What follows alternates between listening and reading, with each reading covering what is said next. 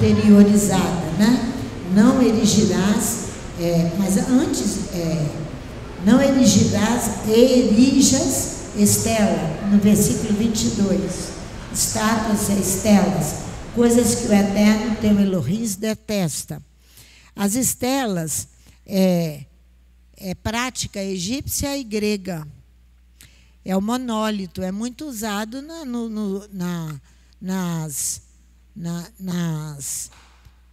em caráter de gravar na pedra a memória, o nome do falecido, por isso que é usado muito, né, com essa questão. Mas é um monólito, que consta de uma única pedra, algo completamente rígido, formando um só corpo. No homem, o caráter é formado de um só bloco, quando ele é enrijecido, endurecido, não permite a penetração da palavra. Vocês lembram da mulher de Ló? Que ela se torna impenetrável. É o símbolo ali da estátua. Ela torna-se um só corpo nela mesma, mas impenetrável. Ninguém consegue penetrar. É simbolizado através de uma dessas colunas, vocês já viram, quebrada. É muito usado isso por artistas. Marco, a placa de pedra com inscrição, geralmente funerária.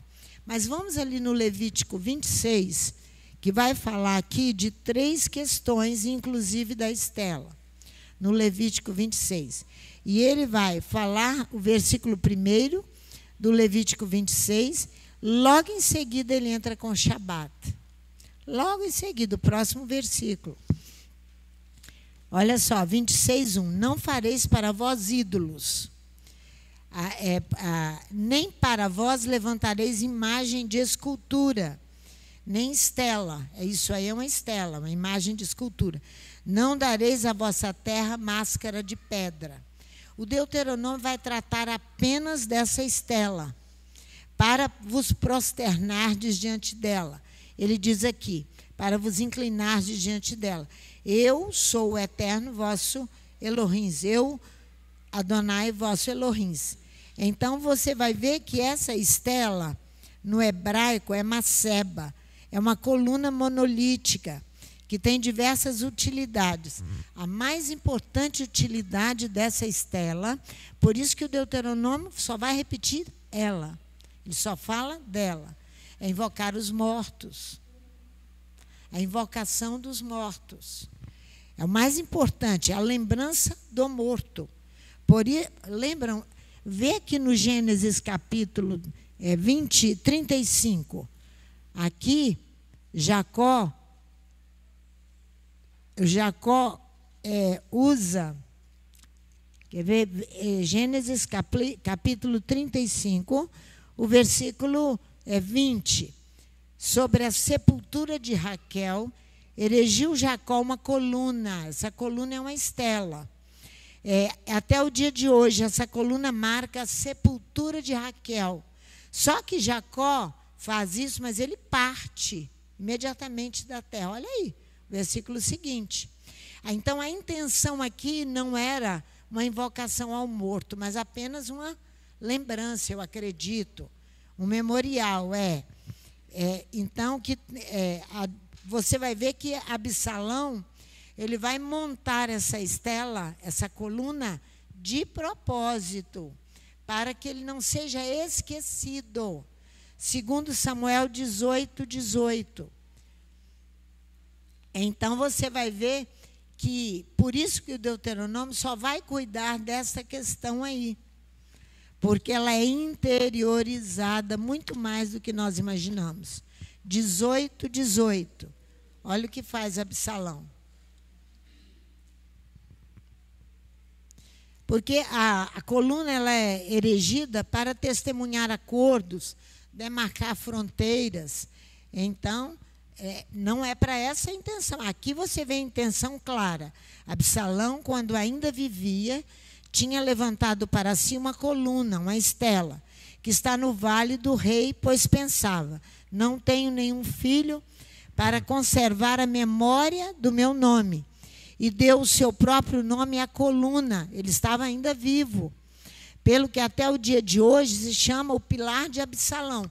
Vocês sabem a história de Absalão, como ele amava a si mesmo. Ele vai desejar e vai tomar até a morte, que não toma, o lugar do seu pai Davi. Então, nós estamos falando de alguma coisa interiorizada. É um ídolo aqui dentro que vai te conduzir à morte. É isso que Deuteronômio vai tratar. Porque logo em seguida vocês vão ver qual é a legislação que se segue no capítulo 17 do Deuteronômio, da nossa paraxá. Então, na época patriarcal, os hebreus erguiam umas sebotes. Jacó ergue em honra a Adonai em Beit El. Ele vai erguer. Mas vocês vão ver que futuramente a prática a Torá vai condenar as estelas erguidas pelos pagãos, e a Maceba, aos olhos dos profetas, era um lugar de adoração do próprio homem. Isso é muito, muito, muito, muito sério. Porque eu e você precisamos nos desfazer. Por isso que é o olhar voltado para dentro de si mesmo, que nós precisamos nos desfazer dessas coisas. Para que eu viva. Você vai ver, para que eu viva. Porque você vai ver que o apóstata, ele vai apostatar da sua fé, porque ele não olhou para se corrigir, ele mesmo. Logo a legislação em seguida. Então, Deuteronômio vai dizer, não erijas estelas, o que Adonai teu Elohim odeia. Imediatamente, após esse versículo de Deuteronômio 16, 22, após estabelecer a ordem de tu te darás em todas as tuas portas juízes e comissários. Nós temos agora, depois da exigência da Torá, para que você e eu estabeleçamos juízes nas nossas portas, vem uma legislação grave, gravíssima. Qual é? A respeito da apostasia. E nós vamos ter que analisar isso com mais detalhes, porque nós desprezamos a palavra apostasia, porque nós achamos que isso é para o homem louco. O homem, ele sai, o apóstata, ele está no meio de ti, ele sai do teu seio, diz a palavra. Volta lá no Deuteronômio. Nós temos que, você vê Paulo explicando no Segundo Testamento qual é o comportamento do apóstata. E ele é muito fluente nos últimos dias. Nós vamos ter que aprender isso, porque nós vamos ter que conviver com a legislação grave da Torá, nos chamando a nossa atenção. Olha aí. Em nós. Porque você não... Aquele que está em pé, cuidado para que não caia. Porque você está na presença de Adonai. Mas corrija-se, é isso que eu estou falando. Olha para dentro de você mesmo e peça, Adonai, visita-me. Julga-me. Julga-me. Porque nós precisamos desse juízo. Tu te darás às tuas portas juízes. É isso aí, nas portas do teu coração. Então, o Código Deuteronômio vai estabelecer a Torá sobre a apostasia de um indivíduo. Olha aqui, ó. Não sacrificarás ao Eterno teu Elohim boi ou ovelhas que tenham defeito ou qualquer deformidade, pois isto é abominável para Adonai. E você vai ver que é no versículo 2 que se encontra isso aí. Não, o versículo 1 ainda. Não sacrifiques para Adonai teu Elohim, boi ou cordeiro, que tenha um defeito qualquer, suspeita de mal, sim, é uma abominação para Adonai, teu Elohim. Não sacrifique qualquer cordeiro que tenha suspeita de mal. Olha o versículo 2 agora. Olha aí para a sua Bíblia. Quando no teu seio, na minha tradução está, no teu meio, em alguma das cidades que o Eterno teu Elohim te dá, se achar um homem ou uma mulher que pratique o que desagrada ao Eterno teu Elohim, violando sua aliança. Aqui está.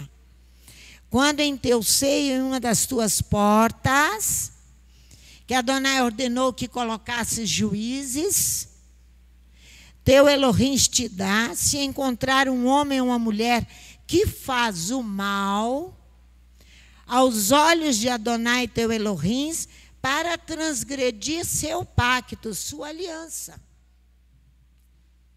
Ah, pastora, mas isso é difícil acontecer. Se não fosse assim, a unidade prisional não estava lá cheia de crentes. Por que eles estão lá? Porque eles não fizeram isso aqui, não olharam para dentro de si mesmo e não pediram que Adonai julgasse. É isso aí, por isso que está cheio.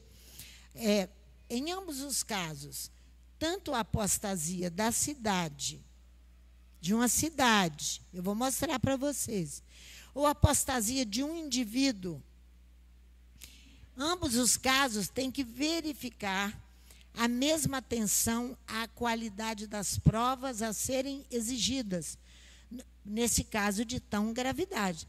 Porque você vai ver que não tem homem, é o Supremo Tribunal, que está aqui logo à frente, no versículo 8, é ele, mas é o Supremo Tribunal de Jerusalém física? Não. É o Supremo Tribunal dos céus que vai julgar. E eu vou mostrar para vocês como é que isso acontece debaixo dos nossos olhos. Então, a apostasia é aquele ou aquela que abandonou a adesão a Adonai, a fé. É aquele que renuncia aos seus princípios que acreditava. Ele foge, ele deixa a tropa sem autorização. O indivíduo trai Adonai.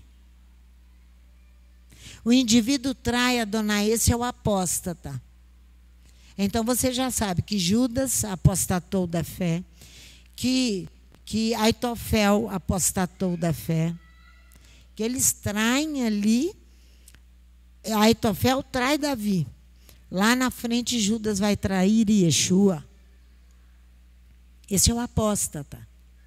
Nós não lidamos com apóstata. Por quê? Por causa daquela legislação que Paulo fala lá em Timóteo, lá em Tessalonicenses. Nos últimos dias, muitos apostatarão da fé. E você acha isso comum.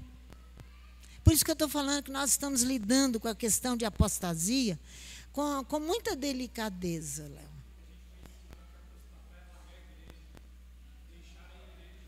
Léo, é alguma coisa. Não é, Léo. É muito mais profundo que isso. Não é largar a igreja, não é deixar aqui a casa. Não. Não. É você deixar a adesão a Adonai. Você vai traí-lo e vai ferir o seu pacto. Olha aqui, ó. Olha bem. Quando em teu seio, no teu meio, em uma das tuas portas que Adonai teu Elohim te dá, se encontrar um homem ou uma mulher que faz o mal aos olhos de Adonai teu Elohim, para transgredir seu pacto. Alguns discutem essa legislação, eu falei para vocês de manhã, que se trata de uma lei teórica, que isso não existe. E jamais foi aplicada, isso não é verdade. Isso não é verdade. Eu vou mostrar a vocês que não é verdade.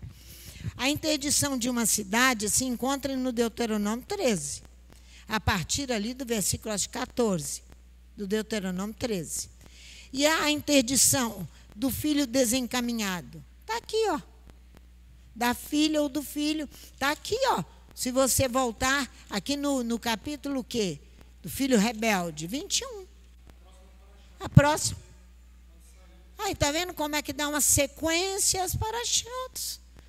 Eu peço a vocês, ajudem a clarear mais essa questão para nós temermos mais quanto à apostasia. Porque o Deuteronômio aqui vai dizer perfeitamente sobre isso. Ele renunciou aos seus princípios, essa legislação continua sendo aplicada em nossos dias. O exemplo maior eu dei hoje pela manhã, Jerusalém. O próprio Adonai fez a cidade padecer sua triste sorte, por várias vezes. O Supremo Tribunal dos Céus a julgou por várias vezes. Não é? No ano 70 da nossa era, Jerusalém foi varrida numa profecia de Yeshua HaMashiach. Vocês sabem disso. Ele vai impedir que exista o povo ali, ele vai retirar o povo dali. Por quê? Por que ele faz desaparecer, como fez a ilha lá do Havaí? Maui. O que significa Maui, Alba? Você falou agora mesmo. Exatamente. Por quê? Porque a segurança da coletividade estava sendo prejudicada. O mal se estabeleceu com tanta força que a segurança coletiva estava sendo prejudicada. Gente, essa questão, ela não é interditada por um sinédrio humano. Vamos lá no Deuteronômio que você vai ver a cidade. Foi o que aconteceu lá, capítulo 13. Olha aqui. É o versículo 14 mesmo, não 13.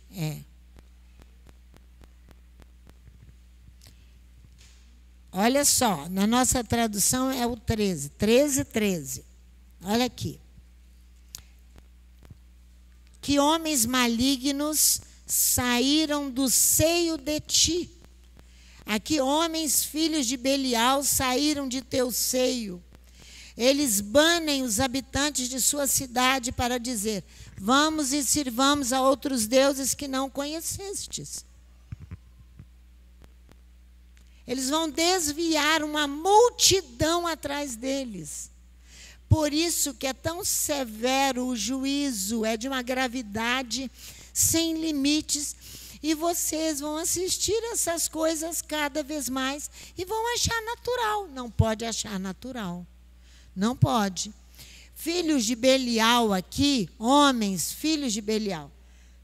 Belial aqui não é um nome próprio, é um nome comum de um homem vadio, sem utilidade, que não trabalha, que é preguiçoso, não tem domicílio certo, não tem ocupação. Ele sai do teu seio, do meio de ti. Ele renunciou aos princípios, não é? Ele vai banir os habitantes da cidade. Eles ajudam outros a deixar Adonai.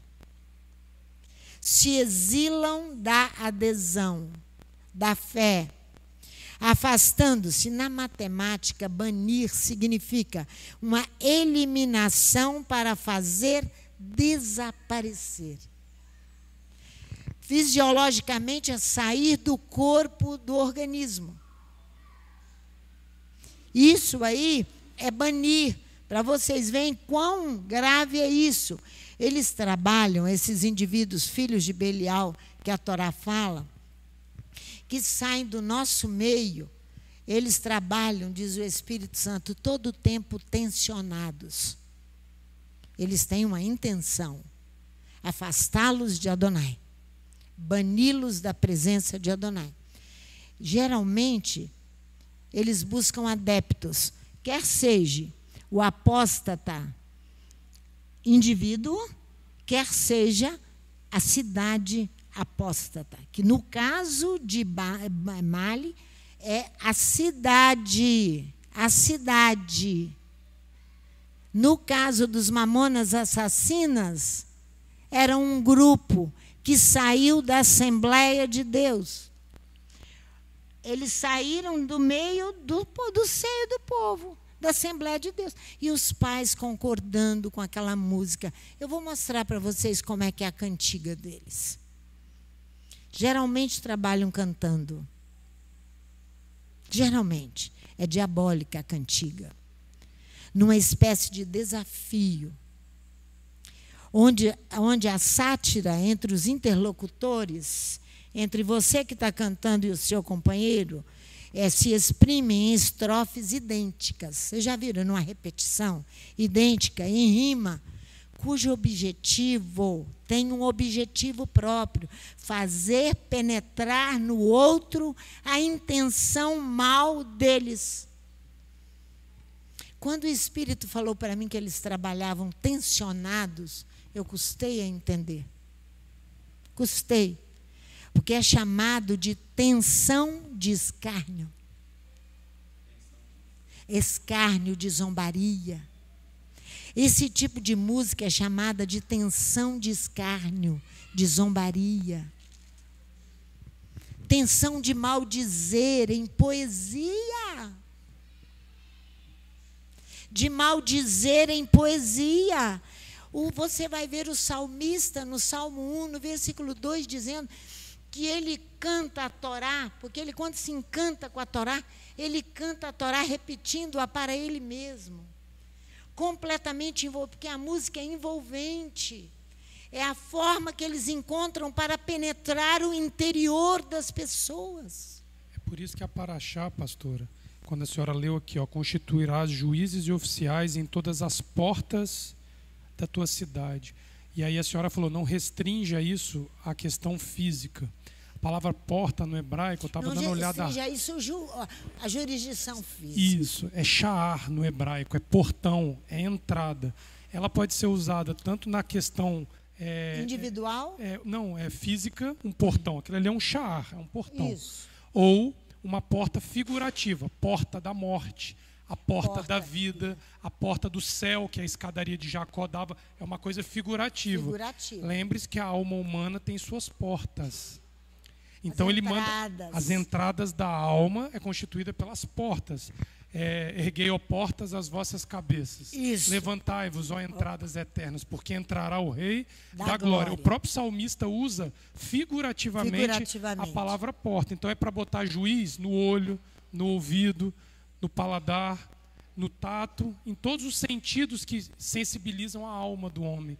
Nossa. Aí a senhora fala da repetição. Eles usam a repetição porque ou entra pelo ouvido, ou entra por uma comida que você come repetidamente. Porque eles vão fazendo rimas. Esse que é o meu ponto. Essa repetição, ela nada mais é do que aguçar qualquer um dos sentidos humanos que torna a sua alma sensível a isso. A música é o ouvido. A comida é no paladar, é alguém que vai te dar. E você vai ver que lá Paulo vai dizer que eles proíbem a comida. Isso. Mas aí que é o ponto, é botar juízes nessas portas. Eu tenho que botar um juiz no meu ouvido, na boca, no meu olho, para que eu julgue o que eu vejo, o que eu ouço, o que eu falo, o que eu boto na boca para comer. É nisso que a Paraxá está muito mais preocupada do que a questão física de uma porta. Exatamente. Da mesma forma que a apostasia de sair de um lugar é muito menos importante do que quebrar um mandamento de forma consciente, que é apostatar. É tratar nessa gravidade. Nessa gravidade, que a lei é gravíssima. E nós temos que abrir os nossos olhos para isso. E ele vai então, uma tensão de escárnio, de zombaria, ele vai produzir, e uma tensão de maldizer. Vocês sabem que tem os cantos para... como é que tem uma palavra moderna que fala que eles vão divulgar o tráfico, por exemplo. Não é divulgar. Eu esqueci a palavra que eles... Encanto. A Daniele e o... Não, eles cantam fazendo apologia ao tráfico, por exemplo, ao sexo. Isso aí é uma tensão. De maldizer. Está maldizendo em poesia. Por isso que o Espírito veio e soprou em mim. A Bíblia diz que o escárnio e a zombaria faz parte da vida daqueles que apostatam da fé. É.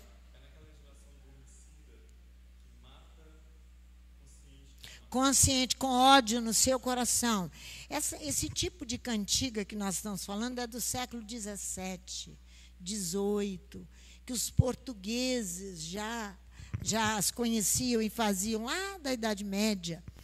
E os galegos, são os naturais de Espanha, que fazem esse tipo de cantiga. Nós temos hoje o exemplo de Adonai, do indivíduo que apostatou, que eu falei, foi o grupo dos Mamonas Assassinas. Eles arrastavam multidões com eles.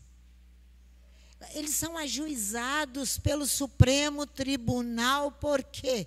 Porque está prejudicando a coletividade. Quem os seguia? Era você? Eram crianças, adolescentes e pequenos, com esse tipo de escárnio, de tensão, com esse tipo de tensão. Eram eles. Então, eles foram ajuizados, muito jovens. O grupo morreu todo o grupo.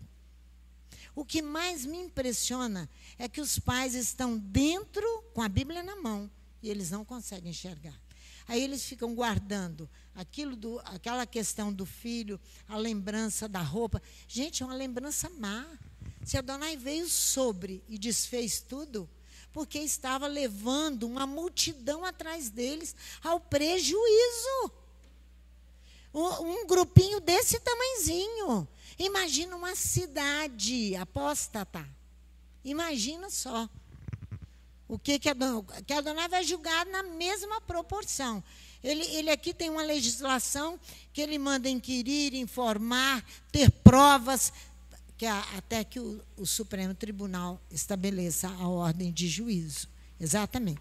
Marília Mendonça foi ajuizada aos 24 anos. Saiu do nosso seio, de dentro de uma Assembleia de Deus, de um coral da Assembleia de Deus, que cantou até os 12 anos.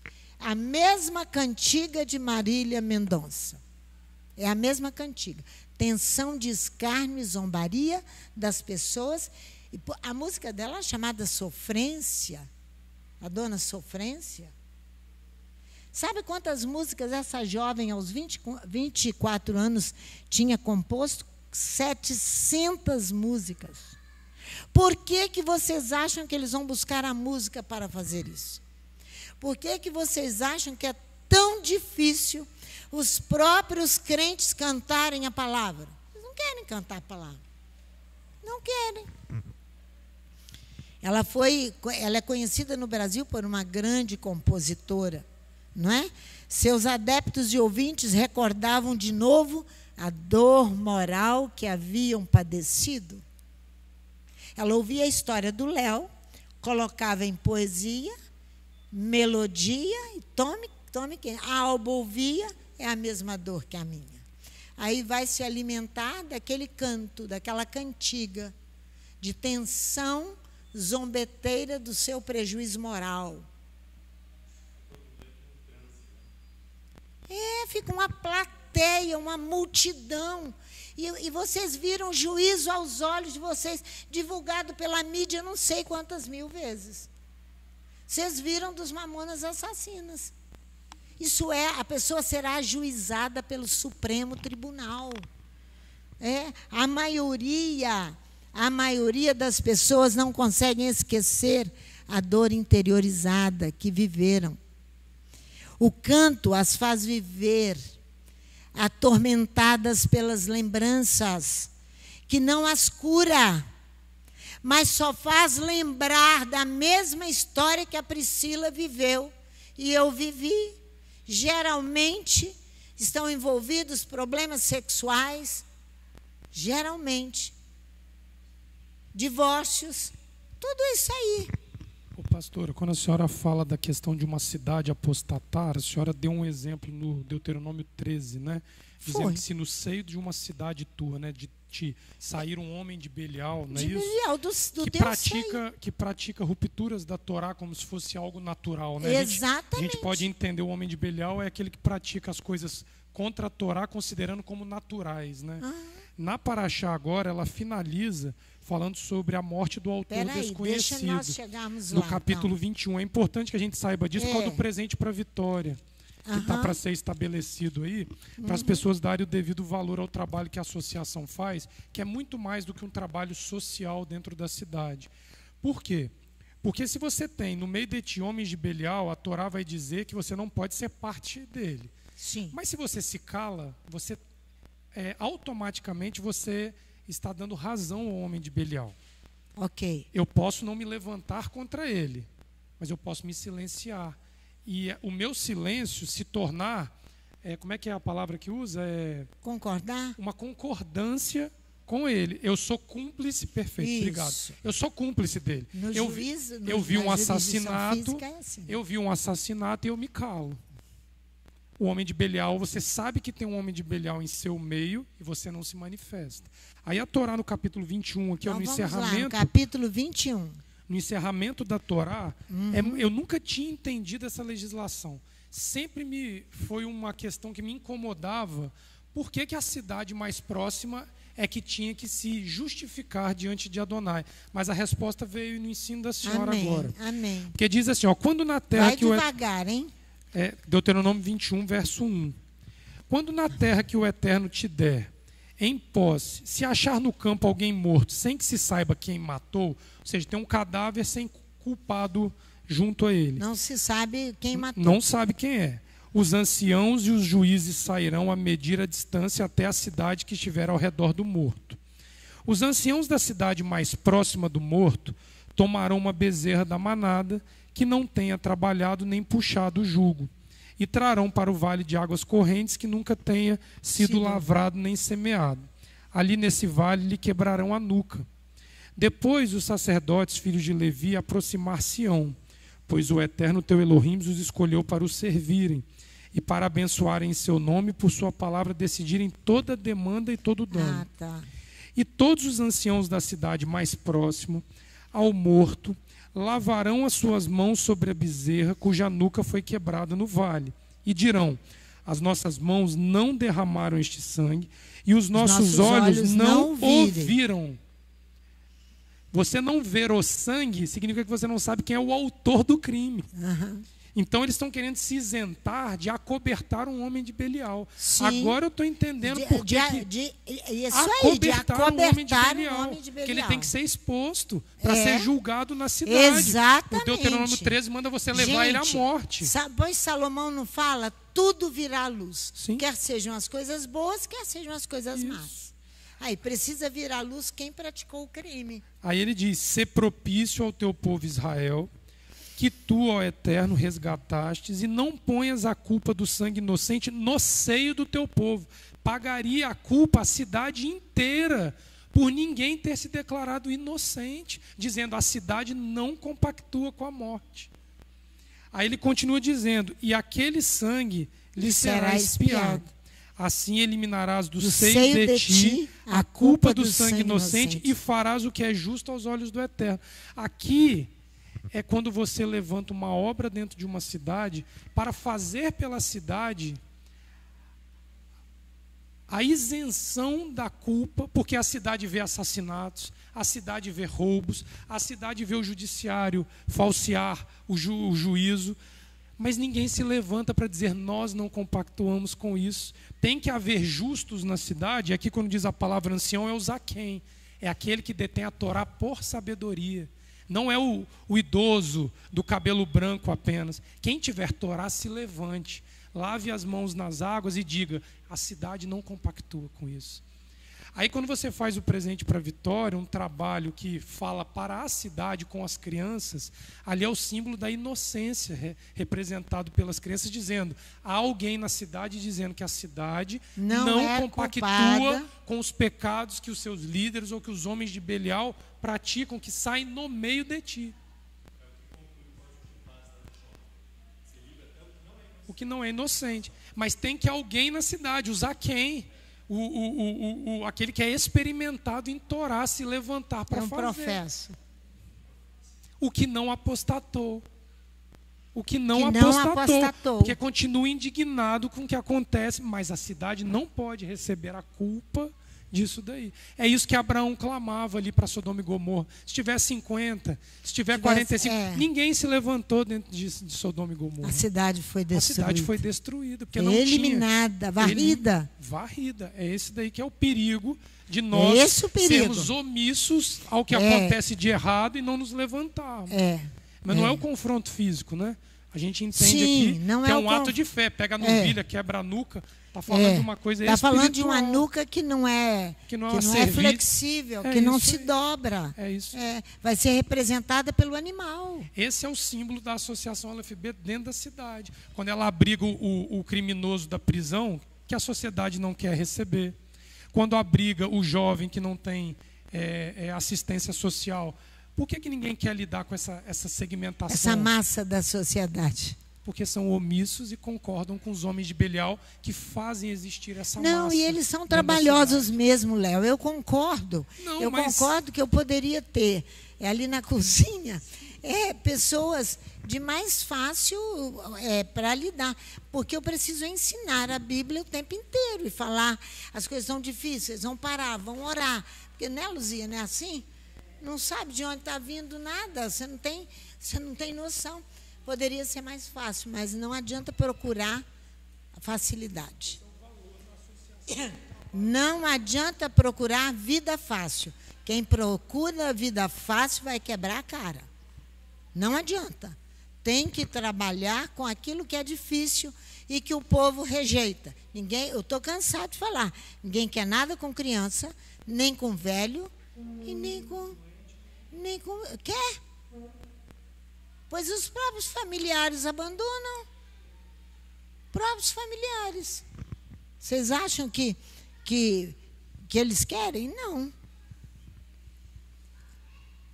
O que fez o canto de tensão de Marília Mendonça? O que fez? Prejudicou a coletividade. Ali ela sofre o dano ela e quem compartilhava com ela. Quem estava com ela ali, junto naquele momento. Então, saibamos nós, que estar juntos, compartilhando com essas pessoas que apostataram da fé, deixaram a sua fé, a pessoa pode sofrer um juízo e eu ir junto. É muito grave, gravíssima a legislação. Eu estou falando com vocês que nós precisamos aprender e aprender mesmo, porque a coisa é grave e gravíssima. Então, aqui, no capítulo 17, no versículo 3, vamos ler só até o 7, para depois nós irmos no Salmo 1. Como é que o salmista inicia essa questão ali no Salmo 1? Olha só. Servindo a outro, versículo 3, violaram a sua aliança, né? Servindo a outros deuses e prostrando-se diante deles, do sol, da lua, de qualquer outro astro do céu, coisas que eu não ordenei. E logo que for denunciado, indagarás bem, se de fato for verdade que se cometeu tal abominação em Israel. Tem que ter provas e mais provas, não é isso que está falando aí? Hein? Depois, agora eu estou no 17, terminando aqui, porque logo depois a Torá começa com o Tribunal Supremo. Então levarás o homem ou a mulher que fez esse malefício às portas da tua cidade e os apedrejarás até que morram. É o julgamento que existe nas portas da cidade. Israel passou por essas três julgamentos, né? O do rei, autoridades de juízos, o rei de jurisdição, o sacerdócio e os juízes que ficavam às portas. Essas três jurisdições. Então, sob o depoimento de 2 ou 3 testemunhas, será morto o que houver de morrer, mas pelo depoimento de uma só testemunha, não será condenado à morte. As mãos das testemunhas serão as primeiras a levantar-se contra ele, para matá-lo, e depois as mãos de todo o povo. Assim extirparás o mal do meio de ti. Essa legislação acontece exclusivamente pelo Supremo Tribunal. por Adonai. É ele que vai legislar e é ele que vai julgar. Não há só legislação humana, não há. Não há. Agora vamos lá no Salmo 1. O Salmo 1 vai falar aqui, em marcha, o homem. Aqui nós temos alguns movimentos, já estou encerrando. Alguns movimentos do homem. Salmo 1. Em marcha o homem que não anda segundo o conselho dos ímpios.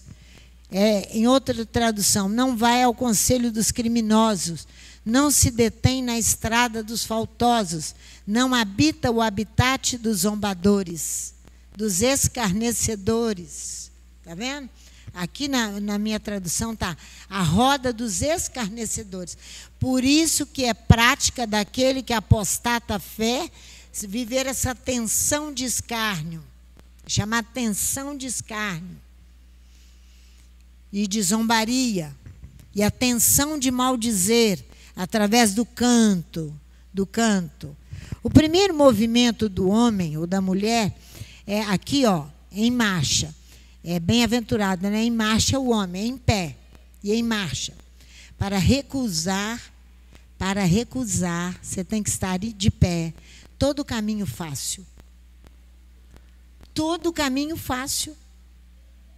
Recusar todo caminho fácil. O caminho da vida é estreito. E que lhe propõe os criminosos, os faltosos e os zombadores, explicando aqui os possíveis aspectos do mal.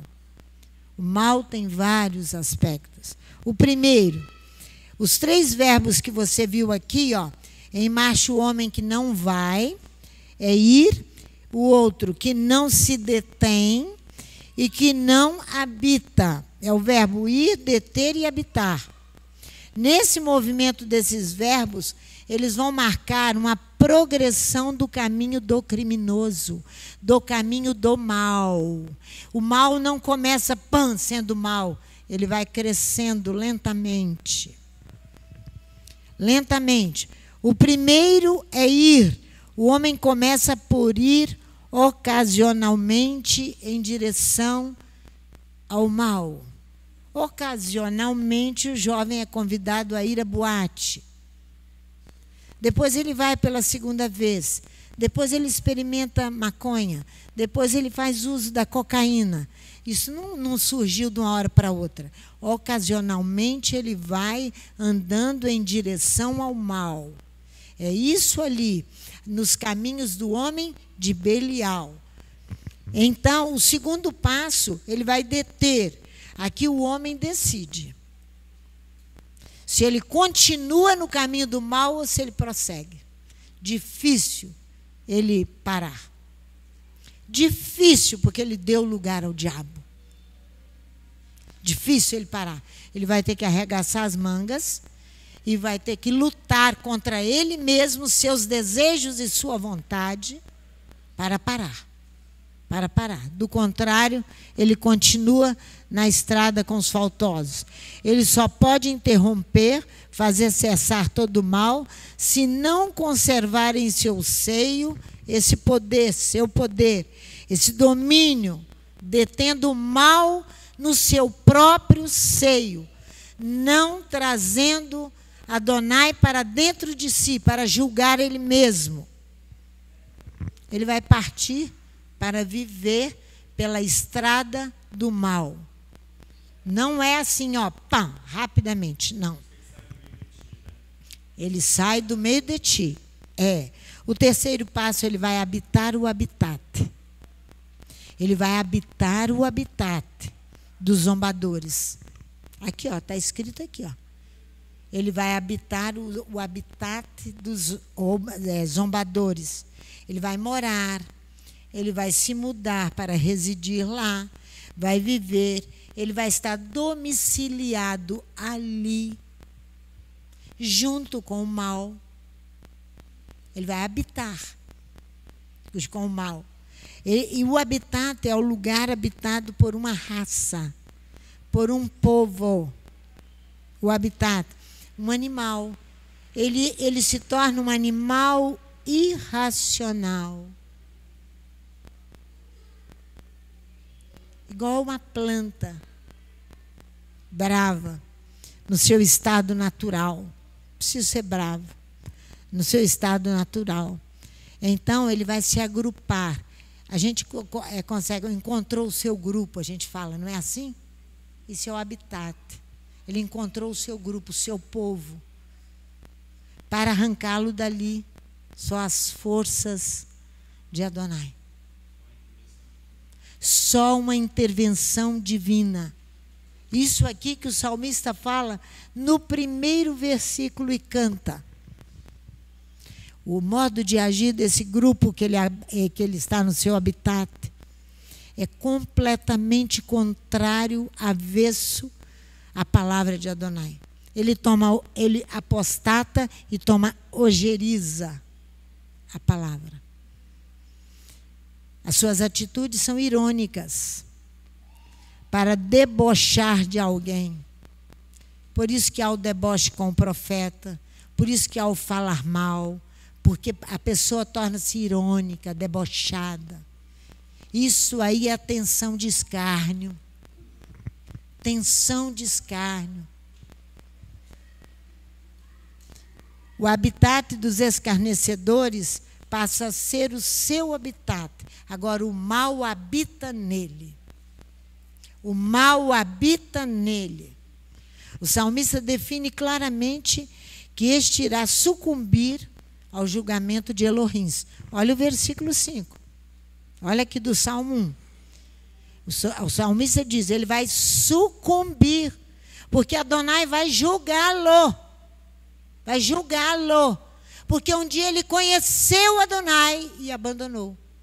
Não é simplesmente deixar essa congregação. Não é. Quando vocês pensam que eu estou falando de deixar a congregação, não. É deixar o seio, sair do meio para se envolver com o mal.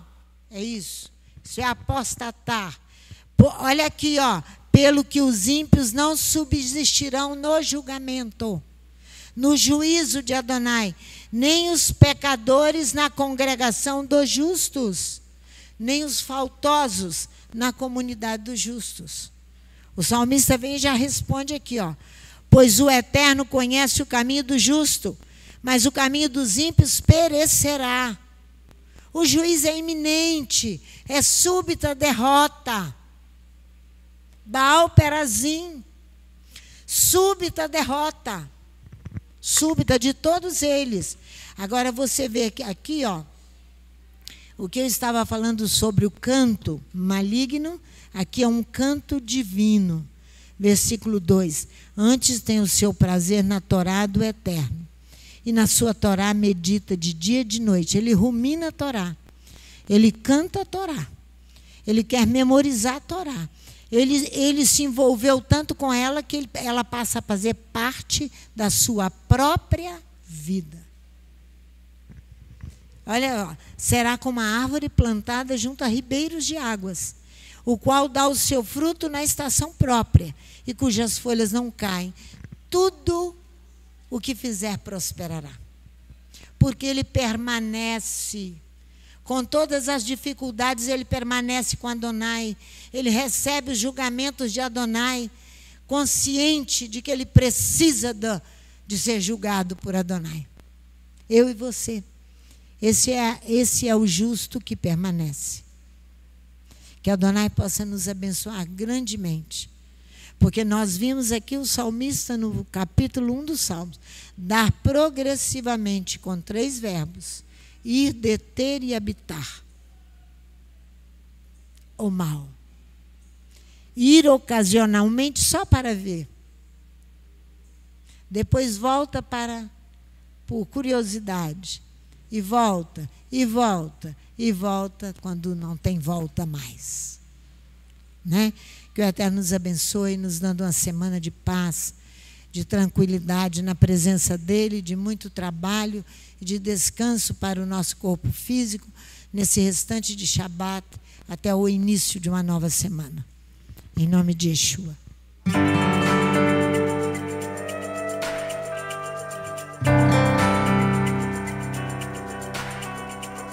Amém.